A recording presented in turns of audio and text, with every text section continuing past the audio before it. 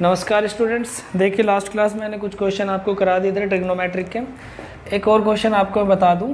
जैसे ये है आपका एक सर्कल ये भी है। इसमें इनकी ये जो एंगल है, ये एंगल है, एंगल 2 है, ये R1 है, ये भी R1 है, ये R2 है और ये R2 है। इसमें क्वेश्चन में क्या बोला होगा, लेंथ ऑफ आर्क इक्वल होगा। तो लेंथ ऑफ आर्क इक्वल हो या फिर कोई एंगल इक्वल हो या रेडियस इक्वल हो तो उनके रेशियो पूछेंगे। मान लो इसका लेंथ ऑफ आर्क का फॉर्मूला क्या होगा, θ1 इंटू में R1, और इसका लेंथ ऑफ आर्क का फॉर्मूला क्या होगा, θ2 इंटू में R2। ठीक है, और दोनों जब आपस में इक्वल होंगे, इन दोनों को आप क्या कर दोगे, कंपेयर कर दोगे। तो कंपेयर कर दोगे तो यहाँ पे क्या आ जाएगा, R2। तो अगर उसके एंगल का रेशियो पूछता है, तो आपका आंसर आ जाएगा R1 अपॉन में R2 अपॉन में R1। और अगर रेडियस का रेशियो पूछता है तो इसी को उल्टा कर दो, इसी को क्या कर दो, अगर आपको R1 और R2 करना है तो यहाँ पे R2 अपॉन में R1 कर दो। तो ये है हमारा क्वेश्चन। फॉर्मूले के बेस पहले तो मैंने आपको बताया कि कॉन्सेप्ट क्या था इसका। तो यहाँ पे अगर एंगल आपको कुछ दिया तो एंगल यहाँ पे रख देंगे तो रेशियो आ जाएगा रेडियस का। और अगर रेडियस गिवन है और एंगल का रेशियो पूछा है तो आप यहाँ पे रेडियस लिख दोगे, एंगल का रेशियो आ जाएगा। ठीक है, ये ऐसे क्वेश्चन होंगे। तो ये आई होप ये कर लेंगे आप। मैं नेक्स्ट एक्सरसाइज आपको कराने जा रहा हूँ। नेक्स्ट एक्सरसाइज में क्या है, उसमें हमें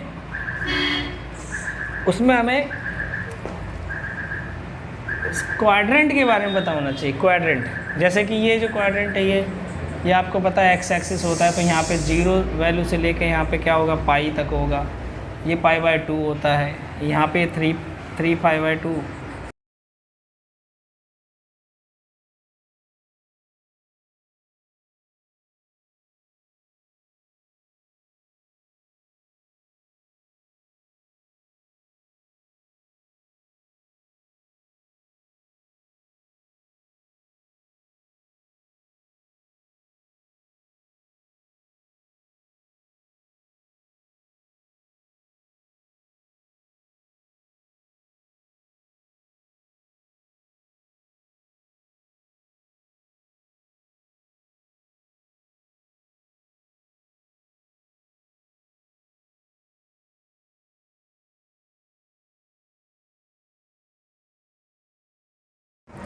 देखिए कैसे इसमें प्लस माइनस का बता दूं आपको।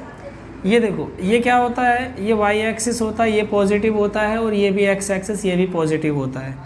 इसमें ये जो निकल के आएगा ये भी पॉजिटिव वैल्यू निकल के आएगी, है ना। अब इसमें आप ट्रिग्नोमेट्रिक के कोई भी फंक्शन निकालोगे तो यहाँ पे पॉजिटिव ही आना। अब इधर देख लो, ये तो माइनस हो गया और ये प्लस हो गया और ये आपका प्लस में आ जाएगा।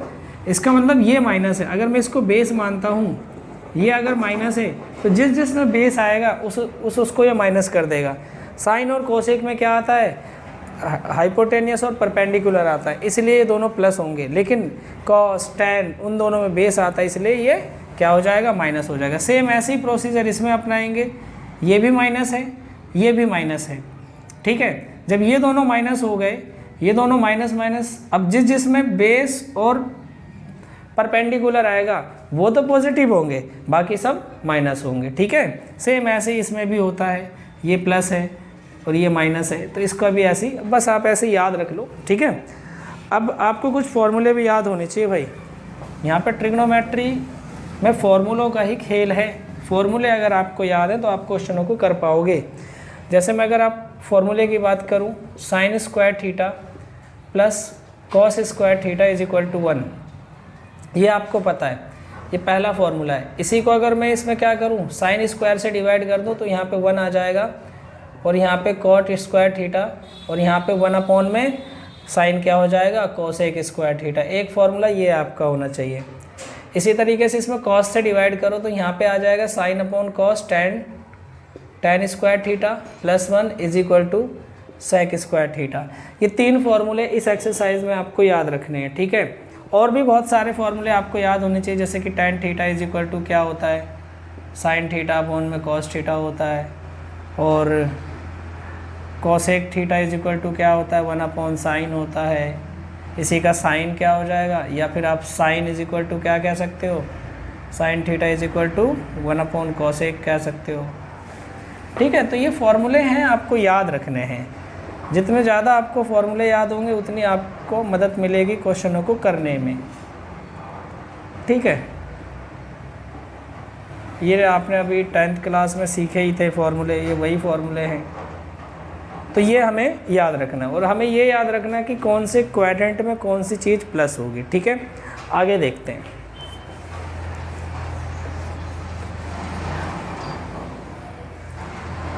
देखिए, अब मेरे को क्वेश्चन क्या दिया होगा, बोला होगा tan x is equal to 3/4 minus में दे दिया यहाँ पे, और बोला कि x lies in 4th quadrant. ठीक है, 4th क्वाड्रेंट ले लेते हैं, 4th क्वाड्रेंट में लाई कर रहा है आपका। Then find the other trigonometric function. tan दे रखा है, बस tan से मुझे सारी चीज़ें निकालनी हैं। अब कैसे निकालेंगे, tan का फॉर्मूला तो आपको पता है कि tan यही है, तो tan का उल्टा होता है cot। चलो एक वैल्यू तो आपने निकाल ली cot, इसका उल्टा कर देंगे तो cot की वैल्यू आ जाएगी। आ जाएगी कि नहीं आ जाएगी, आ जाएगी ना। अब tan का रिलेशन किसके साथ होगा, या तो आप देखो ट्रिग्नोमेट्रिक फंक्शन लेके वो परपेंडिकुलर हाइपोटेनस के साथ वैसे भी कर सकते हो, लेकिन मैं ऐसे ना करके इसको करूँगा अपने फॉर्मूलों को लेके। तो मैं अगर बात करूँ 1 प्लस में tan square theta is equal to sec square theta, अभी मैंने बताया था ये फार्मूला आपको। तो इस फार्मूले को यूज़ करके हम यहाँ पे क्या करेंगे, क्वेश्चन को सॉल्व करेंगे। 3/4 का square is equal to sec square x. अब यहाँ पे देखो 1 प्लस में 9/16 आ जाएगा, सेक स्क्वायर एक्स लिखना, थीटा नहीं। ये हो जाएगा 25/16 रूट में सेक एक्स। क्या हो जाएगा यहाँ पे, सेक एक्स की वैल्यू देख लेते हैं क्या आ जाएगी, 5/4 आ जाएगी यहाँ पे सेक एक्स की वैल्यू। अब यहाँ पे आपको ये देखना है कि सेक प्लस होगा या माइनस होगा, कौन से क्वाड्रेंट में, 4th क्वाड्रेंट में। सेक हमने पढ़ा था all school to college, college का मतलब होता है कॉस और सेक दोनों प्लस होते हैं, इसका मतलब इसकी प्लस की वैल्यू आएगी। ठीक है, अब सेक किसका उल्टा होता है, कॉस का, तो यहाँ पे cos x is equal to 4/5 हो जाएगा। अच्छा, अब आपको निकालना है साइन, साइन निकालना है ना, साइन की वैल्यू निकालनी है। तो साइन की वैल्यू कैसे निकालोगे, अब आपको एक रिलेशन ये भी पता है क्या, कि sine square theta plus cos square theta is equal to 1 होता है, ये भी पता है आपको रिलेशन। तो यहाँ पे क्या करोगे, sine square x plus cos की जगह 4/5 रखेंगे इज इक्वल टू 1। तो यहाँ पे साइन की वैल्यू क्या आएगी, 1 माइनस में 16 माइनस 25, और ये रूट में लगा लेंगे। तो यहाँ पे 25, 9/25 आ जाएगा। ये आ गई हमारे पास value, sine x is equal to plus minus में 3/5 आ गया। अब यहाँ पे हमें साइन प्लस में लेना है या माइनस में, ये सोचना पड़ेगा। 4th क्वाड्रेंट में साइन क्या होता है, माइनस होता है, इसलिए यहाँ पे आपको ये माइनस की वैल्यू लेनी पड़ेगी। ठीक है, साइन का उल्टा होता है कोसेक एक्स, कोसेक एक्स भी आपका आंसर आ जाएगा -5/3। ये हमारे आंसर हो गए। ठीक है, आई होप आपको ये समझ आ गया होगा। अच्छा क्वेश्चन है, इस टाइप के क्वेश्चन पूछते हैं। देखिए, साइन 765 की वैल्यू कैसे निकालेंगे। साइन 30 से लेके आपने 90 तक की वैल्यू तो निकालनी सीख ली थी, 0 से लेके 90 तक। अब यहाँ पे ये कितना आ गया, 765 की वैल्यू कैसे निकालेंगे। इसके लिए मैं आपको पहले आपको फार्मूला बता दूँ, यहाँ पे मैं आपको फार्मूले में लिखवा देता हूँ। ट्रिग्नोमेट्रिक फंक्शन 90 इंटू में n प्लस में theta is equal to trigonometric function into theta. मतलब पहले जितना भी यहाँ पे नंबर हो उसको इस फॉर्म में चेंज करना, 90 प्लस n प्लस में थीटा की फॉर्म में। ठीक है, ये डिवाइजर इंटू क्वेश्चन वाला फॉर्मूला है, डिवाइजर इंटू क्वेश्चन प्लस में रिमाइंडर, वो फॉर्मूला यहाँ पे लगा दिया। अब ट्रिग्नोमेट्रिक फंक्शन यहाँ पे क्या लिख दिया, वैसा का वैसा ही लिख दिया मैंने। ठीक है, ट्रिग्नोमेट्रिक फंक्शन वैसा का वैसा लिखा। अगर अब यहाँ पे देखो क्या होगा, if n is odd number, if n is odd then TF will be change, TF will be change। Trigonometric function को क्या कर दीजिए आप, चेंज कर दीजिए। ठीक है, एंड और if n is even then TF will not be changed, फिर ये TF चेंज नहीं होगा, ठीक है। लेकिन उसके सामने जो साइन लगाएंगे ना, वो हम कैसे लगाएंगे, साइन मतलब साइन का मतलब plus minus according to quadrant लगाएंगे, क्वाड्रेंट, और seeing previous trigonometry, previous TF, ठीक है। प्रीवियस TF का मतलब जो पहले था उसको देख के लगाएंगे। तो हमारा रूल तो ये, मैंने अभी आपको एक रूल सा बता दिया, इस रूल के अकॉर्डिंग हमें क्वेश्चन को करना है। पहले तो मुझे इस फॉर्म में चेंज करना पड़ेगा। इस फॉर्म में कैसे चेंज करूँगा, मैं इसे 90 से डिवाइड करूँगा। किसको डिवाइड करूँगा, 765 को। 90 से डिवाइड करने पे यहाँ पे 9 8 जो 72, ये 45 आएगा। इसको अगर मैं ऐसे लिखूँ, इसको अब 90 × 8 प्लस रिमाइंडर, भाई गलत तो नहीं होगा, ये तो आपको पता ही है, आपने 10th क्लास में सीखा था ये रूल कि 90 × ये प्लस में ये रिमाइंडर, यूक्लिड डिवीज़न लेमा, वही लगा दिया मैंने। अब मैंने यहाँ पे क्या बताया था, ये इस फॉर्म में तो आ गया। अब n देखो ऑड है कि इवन है, n यहाँ पे 8 है मतलब इवन है। तो इवन है तो ट्रिग्नोमेट्रिक फंक्शन कोई चेंज नहीं होगा, साइन का साइन लिख दोगे आप, साइन और साथ में 45। अब ये देखिए कि ये जो वैल्यू है, ये वैल्यू कौन से क्वाड्रेंट में आ रही है, फर्स्ट में आ रही है, सेकंड में आ रही है, थर्ड में आ रही है, फोर्थ में आ रही है। यहाँ लिखा है 8। अगर मैं आपको ट्रिग्नोमेट्रिक फंक्शन में यूँ बताऊँ 1 2 3 4 5 6 7 8 आ गया आपका है फोर्थ क्वाड्रेंट में, लेकिन उसमें थोड़ा सा कुछ प्लस होगा तो फर्स्ट क्वाड्रेंट में चला जाएगा। 8 तो यहाँ तक है ना, लास्ट की लाइन तक, फिर थोड़ा सा प्लस हुआ तो फर्स्ट में आ गया। तो फर्स्ट में ऑल पॉजिटिव होते हैं, इसका मतलब साइन 45 प्लस में ही आएगा, और साइन 45 की वैल्यू यहाँ पे आप लिख दोगे तो 1/√2 ये आपका आंसर हो जाएगा। 1/√2 आपका आंसर हो जाएगा। ये ट्रिग्नोमेट्रिक फंक्शन की कितनी भी बड़ी वैल्यू आप बड़े आराम से निकाल लोगे, कितनी भी बड़ी वैल्यू हो यहाँ पे आप बड़े आराम से निकाल लोगे इस फॉर्मूले के बेस पे। चलिए मैं एक और बताता हूँ आपको क्वेश्चन। अगला ही क्वेश्चन है कोसेक माइनस में 1410, कोसेक माइनस में 1410, ठीक है। ये जो एंगल है माइनस में, तो इसे बाहर निकाल लो, माइनस को 1410 बाहर निकाल लिया हमने, ठीक है।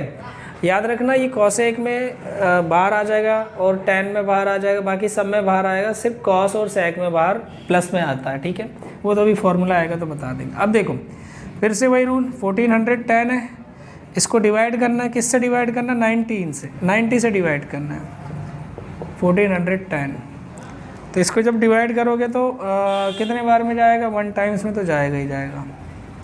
ये 1 आ गया और ये आ गया आपका 5, ये आ गया 10, फिर 5 टाइम्स में जाएगा तो ये आ गया 60। तो अब इसको कैसे लिख सकते हो आप, माइनस कोसेक 90 × 15 प्लस 60, ये तो आप लिख ही सकते हैं, ठीक है। अब ये जब लिख लिया आपने, तो अब यहाँ पे आप देखेंगे कि n ऑड है कि इवन है। आपने देखा ऑड है, ट्रिग्नोमेट्रिक फंक्शन चेंज होगा, और ये माइनस का साइन अभी लगा दो, ये चेंज होगा, cos 1 का क्या हो जाएगा, sec हो जाएगा, और sec 60 आ जाएगा यहाँ पे। अब यहाँ पे देखिए कौन से क्वाड्रेंट में जाएगा, देखेंगे 15 बार में, 1 2 3 4 5 6 7 8 9 10 11 12 13 14 15 आ गया तीसरे क्वाड्रेंट में।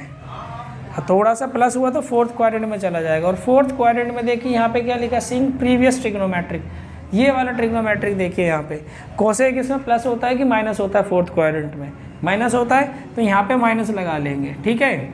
और ये माइनस माइनस प्लस हो जाएगा, तो sec 60 की वैल्यू आप बता दीजिए मुझे क्या होता है। sec 60 की वैल्यू नहीं याद है, कोई दिक्कत नहीं। cos 60 की याद है, cos 60 की याद होनी चाहिए। 1/2 cos 60 के, तो उसको उल्टा कर दो 1/2 को 2/1, तो 2 आपका आंसर आ गया, ठीक है। आई होप आपको ये समझ आ गया होगा। नेक्स्ट क्वेश्चन देखते हैं। अब इस क्वेश्चन को कैसे करेंगे देखते हैं। यहाँ पे 19 पाई है, अब यहाँ पे वैल्यू, अब देखो रेडियन में दे रखा है आपको एंगल, तो 19 इंटू 180 लिख लीजिए और डिवाइड कर दीजिए 3 से। इसको जब इससे कट करेंगे तो 6 आ जाएगा, तो यहाँ पे 10 और 19 नहीं 60 आ जाएगा यहाँ पे ना। 19 6 जा कितना होता है आपको ये पता होना चाहिए, 114, तो ये आ जाएगा 1140। अब वही आ गया 1140, 1140 पहले वाला भी था क्या? नहीं, कोई क्वेश्चन नहीं था। 1140 को अब डिवाइड करना किससे? 90 से। जैसे 90 से इसको डिवाइड करोगे तो 1 टाइम्स में जाएगा, यहाँ पे 4 आ जाएगा, यहाँ पे 2 आ जाएगा, 180 आ जाएगा, यहाँ पे 60 आ जाएगा। इसका मतलब इस क्वेश्चन को आप यूँ लिखेंगे 90 इंटू 12 प्लस में 60, ऐसे लिख सकते हो आप इसको। अब ये और आसान हो गया। आसान कैसे हो गया देखेंगे। अब यहाँ पे ये नंबर क्या है? ऑड है इवन है? ऑड है इवन है? इवन है, तो ये 10 चेंज नहीं होगा, 10 का 10 लिखेंगे, 60 लिख देंगे। अब ये कौन से क्वाड्रेंट में जा रहा है ये देख लीजिए। 12, 1 2 3 4 5 6 7 8 9 10 11 12, 12 मतलब 4th क्वाड्रेंट। थोड़ा सा उसमें प्लस हुआ तो वो कौन से क्वाड्रेंट में कूद गया? फर्स्ट में। तो फर्स्ट में तो सभी प्लस होते हैं, तो 10 60 की वैल्यू बता दो, सीधे आपका आंसर आ जाएगा, √3 आपका आंसर आ जाएगा।